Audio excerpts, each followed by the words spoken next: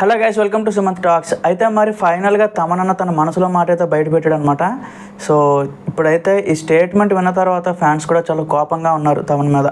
అయితే అసలు ఏం జరిగింది అంటే, తమన్ గారు ఏదో ఒక ఇంటర్వ్యూలో పార్టిసిపేట్ చేశారనమాట. సో మూవీ అప్డేట్స్ అనేవి కూడా మాట్లాడుతూ వచ్చారు.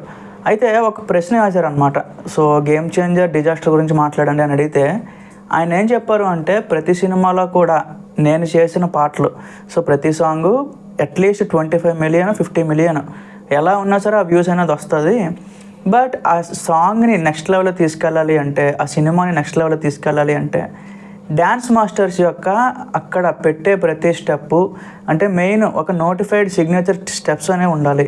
సో స్టెప్స్ వల్లనే సినిమాకి అయితే హైప్ పెరుగుతుంది అని చెప్పి అయితే ఆయన అన్నారనమాట. ఓకే, బాగానే ఉంది. బట్ ఇక్కడ ఏంటంటే రీసెంట్గా వచ్చిన పుష్పలో కానీ, అంతకుముందు వచ్చిన అలవైకుంఠపురం, దేవరా కానీ, సో ఏ సినిమాలు చూసుకున్నా ఒక ప్రాపర్ హుక్ స్టెప్స్ పెట్టి దానివల్ల ఏంటంటే సాంగ్ ఇన్స్టాగ్రామ్ రీల్స్లో, యూట్యూబ్ షార్ట్స్లో ప్రతి దగ్గర కూడా ఆ ట్రెండ్ అవ్వడం వలన సినిమా మీద ఏంటంటే హైప్ పెరిగింది అనేది తమన్ గారి పాయింట్ ఆఫ్ వ్యూ.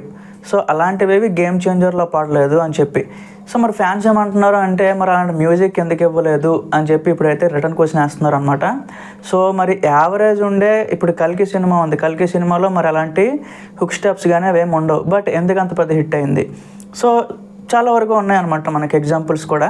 మరి అలాంటప్పుడు అంటే ఓన్లీ ఈ మధ్యన వచ్చిన ఈ ట్రెండింగ్ని బట్టి, ఈ మధ్యన వచ్చిన ఇలాంటి కాన్సెప్ట్ని బట్టి తమన్ గారు ఏంటంటే గేమ్ చేంజర్ డిజాస్టర్ అయింది అని చెప్పి కంప్లీట్గా ఆ బ్లేమ్ అంతా కూడా డ్యాన్స్ మాస్టర్ల మీద పెడుతున్నాడు అనమాట. సో మరి అది ఎంతవరకు అది కరెక్ట్, ఎంతవరకు రాంగ్ అనేది మరి ఆయనకే తెలియాలి. ఎప్పుడైనా ఒక సినిమా ఫెయిల్ అయింది, ఒక డిజాస్టర్ అయింది అంటే ఆ బ్లేమ్ని అందరూ తీసుకోవాలి. మ్యూజిక్ డైరెక్టర్ కానీ హీరో కానీ అందరూ కూడా. సో ఆయన ఇంకొక మాట కూడా చెప్పాడు. ఏంటి అంటే, హీరోకి ఎప్పుడైతే ఆ స్టెప్స్ వేస్తున్నప్పుడు ఆయన కూడా తెలిసి ఉండాలి అనేటట్టు ఒక మాట అయితే అన్నాడు అనమాట. అంటే ఇండైరెక్ట్గా చరణ్ గారిని కూడా ఒక మాట అన్నట్టే ఇక్కడ అర్థం చేసుకోవాలన్నమాట. సో మరి అగైన్ ఇప్పుడు మనకి పవన్ కళ్యాణ్ గారి సినిమాలు కానీ, మహేష్ బాబు గారి సినిమాలు, సో ఎన్నింటికి మనం అంత పెద్ద హుక్ స్టెప్స్ అయితే అక్కడ చూడం. బట్ ఏంటంటే అవి ఆటోమేటిక్గా ఆడుతూ ఉంటాయి. సో అందులో కూడా తమన్ గారు ఇచ్చిన మ్యూజిక్ ఉన్నాయి చాలా వరకు కూడా.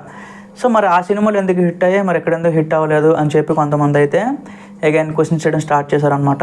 సో మరి తమన్ గారు చేసిన స్టేట్మెంట్ కరెక్టో కాదో మరి మీరే చెప్పాలన్నమాట. ఒకసారి కింద కామెంట్స్లో చెప్పండి. Thank you.